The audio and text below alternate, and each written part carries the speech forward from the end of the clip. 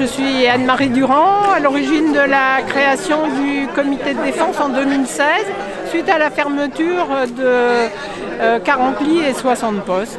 Donc depuis cette époque-là, on a bien travaillé, je pense, sur le fond du problème, à essayer de convaincre les gens, expliquer, faire de la pédagogie. Et là, on a le point d'orgue. Ce qu'on avait prévu se réalise parce que ce n'est que l'application des textes gouvernementaux depuis des décennies.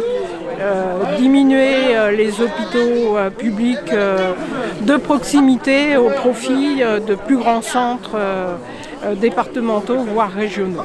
Alors le GHT Armor met en avant le manque de médecins urgentistes à l'échelle du département et en particulier à Lannion pour maintenir les portes des urgences ouvertes à tous. Donc ils mettent en place ce qu'ils appellent un système de régulation via le 15, via le SAMU, et qui risque de devenir pérenne, en tout cas qui est annoncé pour durer jusqu'à l'été minimum.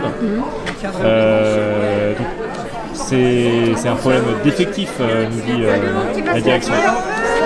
Alors la direction dit que c'est un problème d'effectif, en effet, mais le problème des médecins et le recrutement des médecins, la formation des médecins, c'est un problème récurrent depuis des années partout dans toutes les régions, sur toute la France.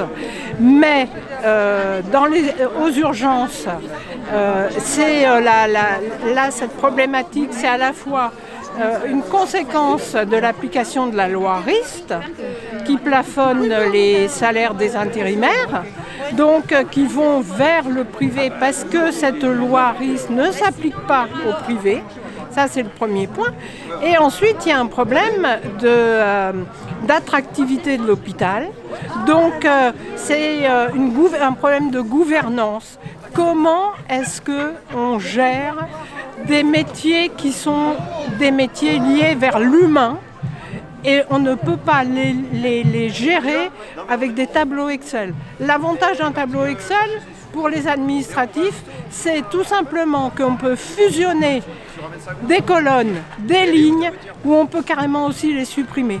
Et dans cette case de tableau Excel, ce sont des patients, ce n'est pas des boulons. Alors que le personnel qui travaille dans les hôpitaux, ce sont des gens qui travaillent avec de l'humain et chaque chiffre est un individu. Donc c'est carrément des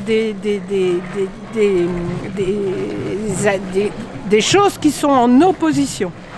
Voilà.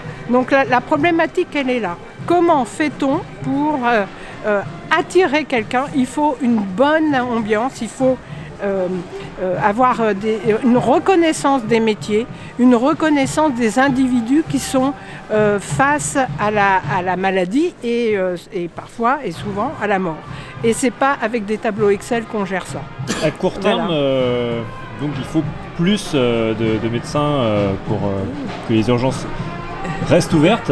Il faut plus de médecins, il faut une coopération, il faut qu'au niveau national, le numerus clausus a été soi-disant supprimé, mais au niveau des facs, il n'y a pas plus de place dans les facs de médecine pour appliquer le numerus apertus et il faut remettre tout à plat au niveau de la santé en France. Et localement, il faut arrêter de dire que l'hôpital de Lannion ne va pas, l'hôpital de Lannion, il y a des difficultés et tout. Il faut se battre pour l'attractivité. Et l'attractivité, ça passe par l'accueil et la prise en compte des individus. Voilà. Donc, est-ce que les électeurs qui votent pour des politiques libérales depuis maintenant 30 ans, finalement, ils n'ont pas le résultat de leur vote Alors, certainement, alors je ne sais pas si je ne suis pas une spécialiste du vote en France, mais je pense quand même que quel que soit le vote, quelles que soient les opinions des gens, C'est une démarche qui a été enclenchée depuis plusieurs décennies, 3 voire 4 décennies, pour privatiser l'hôpital public, pour le libéraliser, et donc c'est un rouleau compresseur qui arrive à son ultime résultat. Et ça, ce n'est pas possible. Et financièrement, ça va devenir une catastrophe si ça ne l'est pas déjà, parce que c'est un problème de santé publique. Si les gens ne se soignent pas, ça coûtera d'autant plus cher à la collectivité, tout azimut. Dernière question, est-ce que vous avez connaissance, justement on parle de perte de chance, de patients qui peuvent soit avoir des complications, soit peut-être même décéder s'ils ne sont pas admis aux urgences à temps. Est-ce que vous avez connaissance de telles situations sur Lannion ou plus largement sur l'ouest du département des Côtes-d'Armor? Ah oui, on a des témoignages. Sauf que les personnes, déjà, les familles, les proches, sont tellement en état de sidération, sont tellement vulnérables, le choc est tellement important qu'ils n'arrivent pas à passer le pas pour se confronter et demander des comptes aux administrations en cause. Ça, c'est la première raison. Mais la deuxième raison, c'est aussi qu'ils ne veulent pas que les causes soient reportées sur les soignants. Ça, c'est vraiment quelque chose qui revient en boucle. Ils ne veulent pas que les soignants soient pénalisés d'une façon ou d'une autre.